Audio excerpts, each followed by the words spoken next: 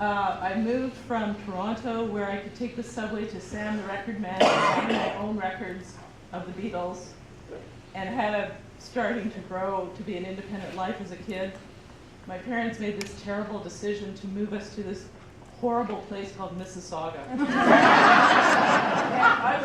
I think I was clinically depressed. And I did the only thing I could do. I wrote to the Beatles fan club about it. And you wrote me back. And you sent me a signed picture of the Beatles, which I, just a couple years ago, finally got framed. And I have to tell you, you lifted me out of a black depression. Thank you for it. Thank you so much. Thank you.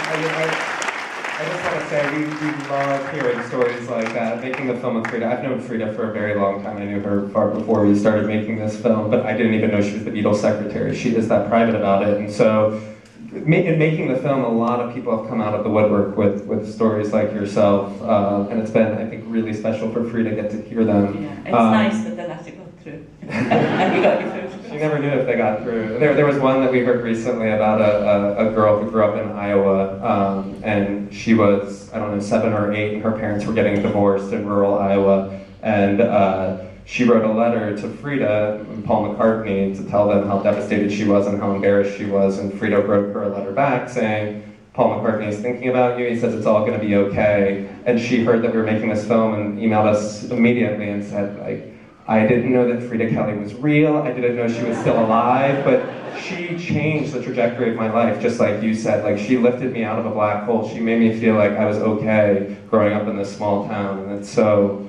special, I think, for us to hear those types of stories after making this film. It is nice.